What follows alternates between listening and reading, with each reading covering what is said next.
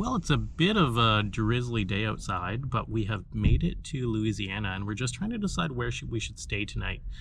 We had thought about going into New Orleans, but we've done that before. So now we're considering some boondocking options. And our neighbors from last night told us about a place called Rutherford Beach, which is quite isolated, but you're able to camp right on the beach. So we're thinking about checking that out. We just need to make sure that we find a spot to fill up our water first.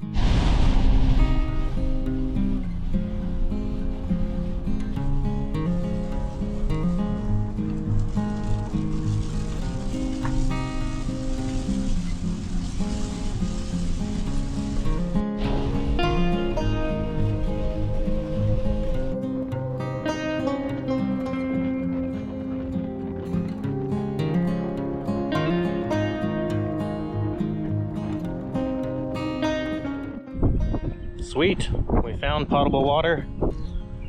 Can get some water in the tank, and then we don't need to worry tonight. Boondock for at least a couple days, maybe more if we're feeling enthusiastic.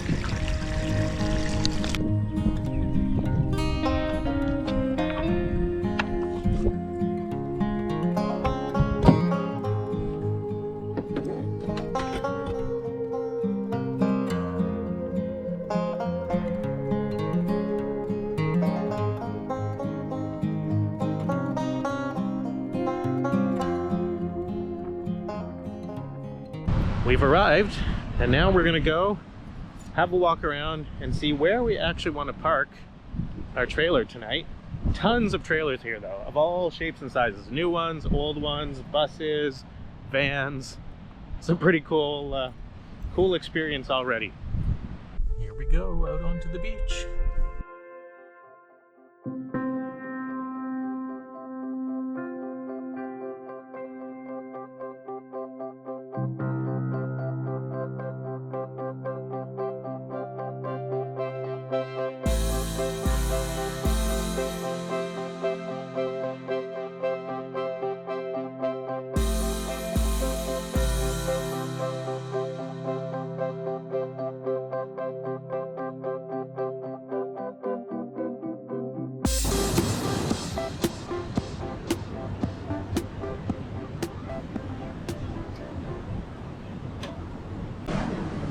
Well, we just found parking, and like you can park anywhere on this beach, which is pretty amazing. But we think we found a good spot that's far enough away from the other RVs, so they all have their privacy, so do we. And I mean, this is the escape door, and there's the ocean right there. How cool is this? Just got to get everything set back up in the trailer, but because we're boondocking, there's nothing to plug in, there's no water to hook up, so this is going to be pretty quick.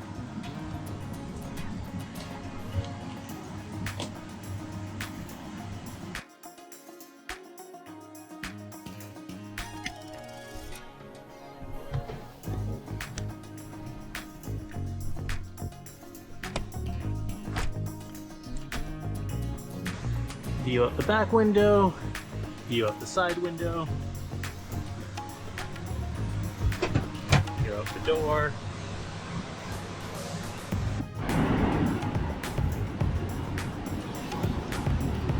It did not take long, and we are fully set up here at the beach. We're gonna boondock here for a couple nights. First time ever boondocking on a beach like this, right on the ocean. So we're pretty pumped about this. I'll show you a little bit more about how we've set up our trailer for boondocking tomorrow, but for now we're just going to relax a little bit and call it a night because it has been a long drive day.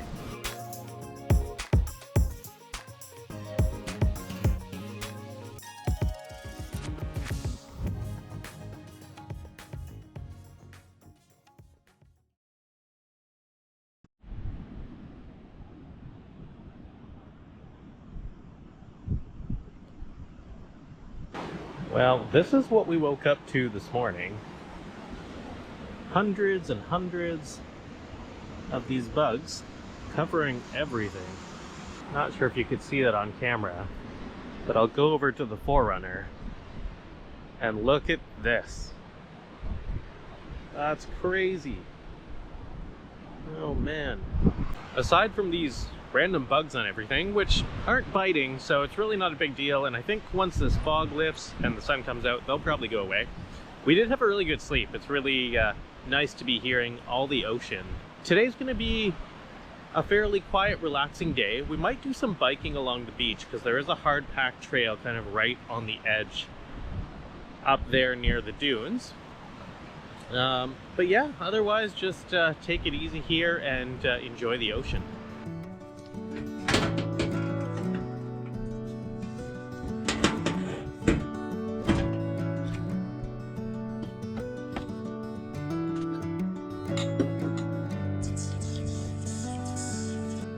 So of course, even if you're boondocking, you're probably going to want your morning coffee.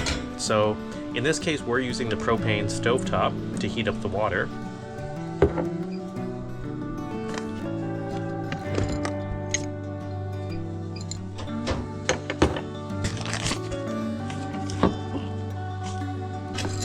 And we are using this manual coffee grinder, which you've probably seen in the videos a few times before. And you just put the beans in the top here, and you put this handle on, and it takes about a minute to grind it down, and you have fresh coffee grind. And then we're using this drip method, so coffee grinds go into the filter here. That sits on top of the cup. And pretty simple and straightforward, but something that's very easy to do when you're boondocking off grid.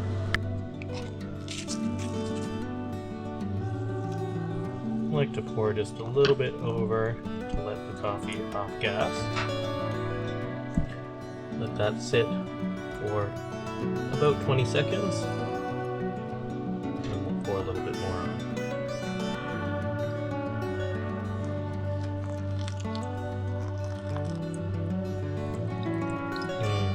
Got a nice smell to it.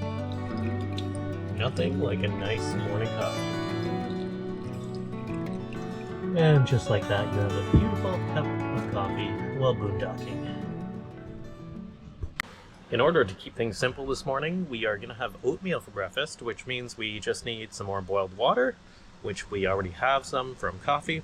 So keeps things simple and some good nourishment, and still something warm to put in our belly.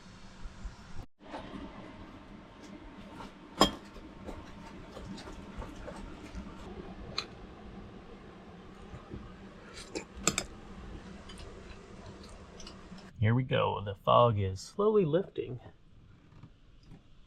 And we should have some nice sun to dry everything out pretty soon. And you know what this means? Now that it's getting sunny out, we can put out the solar panels and charge our lithium batteries and our Jackery as well. Now, last night we didn't go through much power. We watched a little bit of TV at night, and we used the Jackery for that. We also used the Jackery to charge our phone.